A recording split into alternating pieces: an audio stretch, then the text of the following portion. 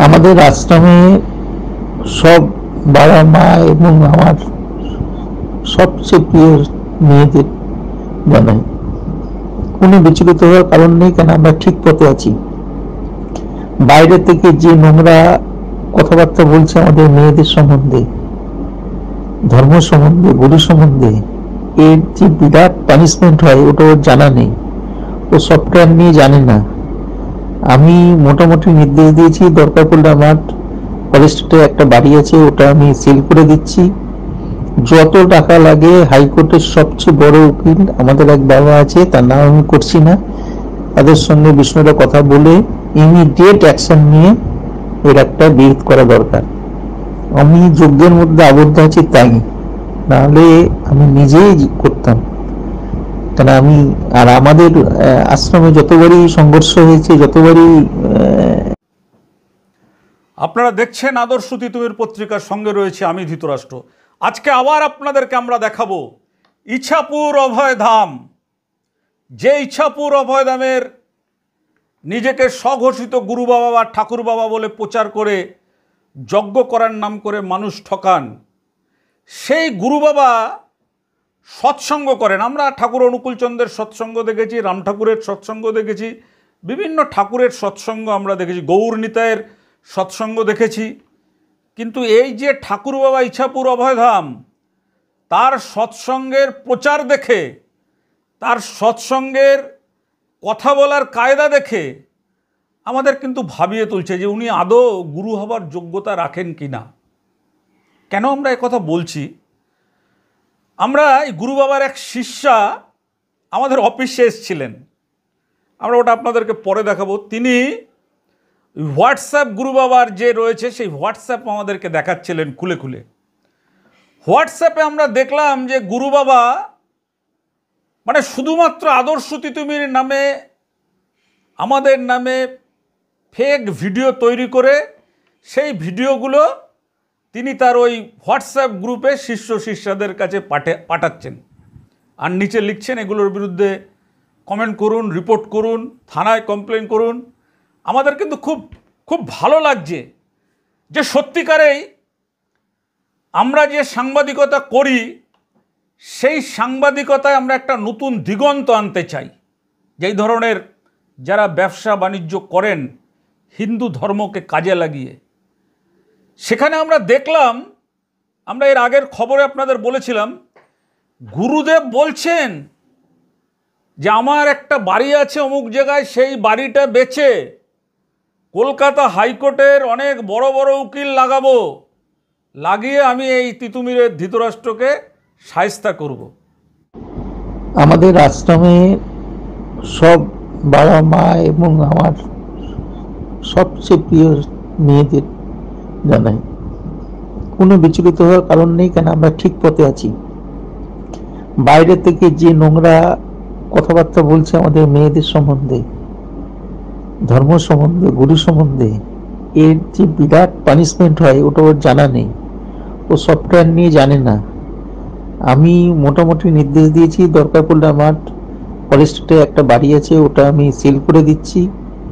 যত টাকা লাগে, হাইকোর্টের সবচেয়ে বড় উকিল আমাদের এক বাবা আছে, তার নাম আমি করছি না, তাদের সঙ্গে বিষয়টা কথা বলে ইমিডিয়েট অ্যাকশন নিয়ে এর একটা বিহিত করা দরকার। আমি যজ্ঞের মধ্যে আবদ্ধ আছি তাই, নাহলে আমি নিজেই করতাম। কেন আমি আর আমাদের আশ্রমে যতবারই সংঘর্ষ হয়েছে, যতবারই নানান পার্টি থেকে এসে প্রাচীর ভেঙেছে, এই করেছে সেই করেছে, ততবারই রুদ্র ছিল। এখন রুদ্র নেই, যার জন্য আমার সমস্যার মতো পড়তে হচ্ছে। মুভমেন্টটা কে করবে? আর সবাই যার যার পেশা নিয়ে ব্যস্ত। আশ্রমকে সেই অন্তর থেকে তো ভালোবাসে কম, শেষ করে ছেলেরা, মেয়েরা ভালোবাসে। আর এটা যদি আমরা জাগরুক না হই তাহলে তো ক্ষতি। তাহলে আমাদের অধিকার নেই ভগবান পুজো করা, মানে দুষ্ট লোক তো পেয়ে বসবে।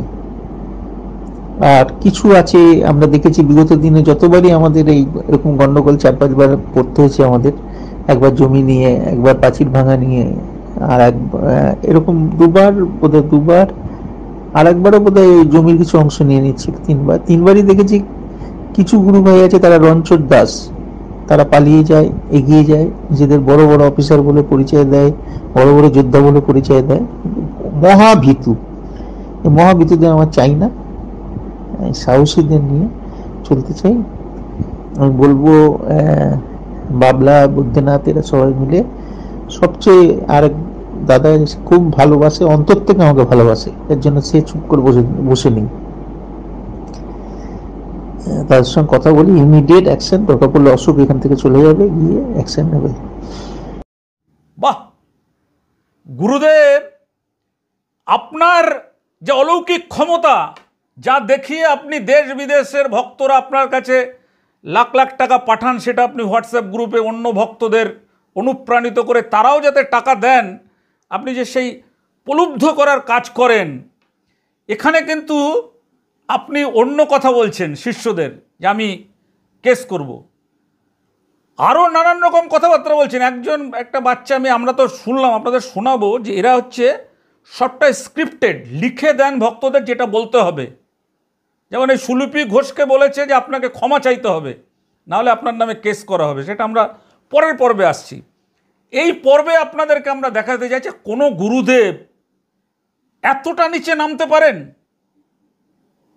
যে তার হোয়াটসঅ্যাপ গ্রুপের মধ্যে তার সৎসঙ্গ বলে ভক্তদের মধ্যে এই ধরনের কথাবার্তা ছড়াচ্ছেন।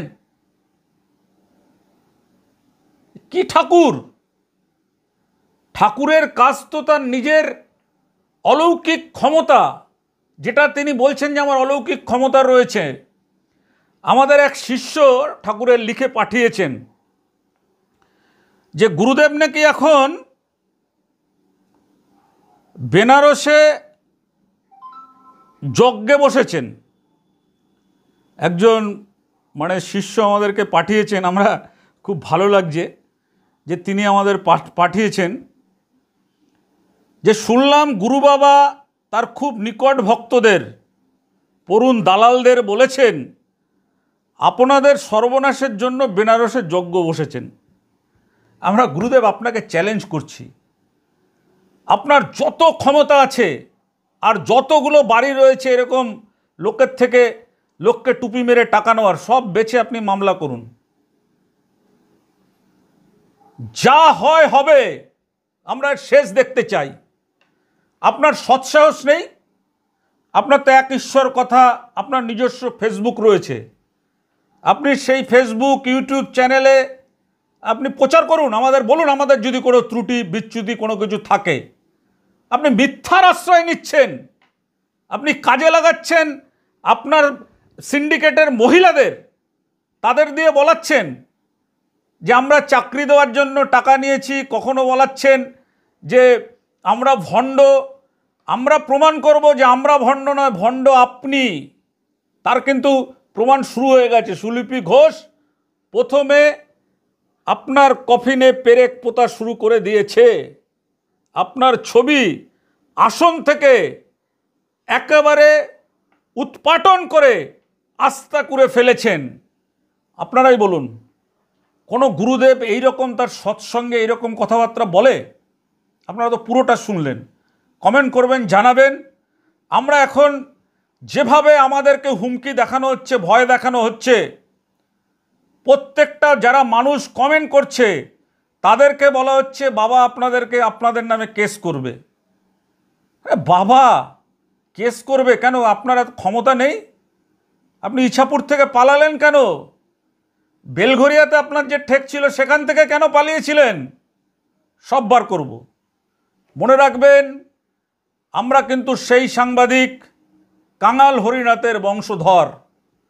আপনার মতন আমাদের ঠান্ডা ঘর নেই, আপনার মতন আমাদের দুধ আমসত্ব নেই, আপনার মতন আমাদের ঘি মাখন নেই।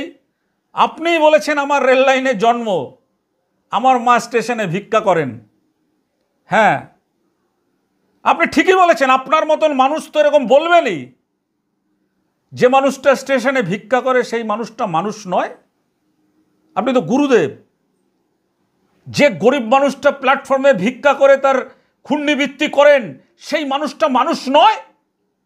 আপনার কাছে তারাই মানুষ যারা আপনাকে লক্ষ টাকা দিতে পারে আপনার যজ্ঞের জন্য, আপনার কাছে তারাই মানুষ। তাই তো গুরুদেব?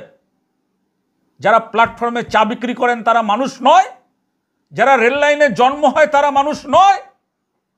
সবাই তো আপনার মতন ধাপ্পাবাজি শেখে না যে আপনার মরণ সংকট অবস্থা, ভক্তরা টাকা পাঠাও। লোকের বাড়িতে কাজ করে এক মহিলা, তিনিও আপনাকে 40,000 টাকা দিয়েছিলেন। আপনি সেই টাকা তুলে নিয়ে আপনি আপনার ছেলেকে পাঠিয়ে দিয়েছিলেন অস্ট্রেলিয়াতে পড়াশোনা করার জন্য। আপনি আবার বড় বড় কথা বলেন।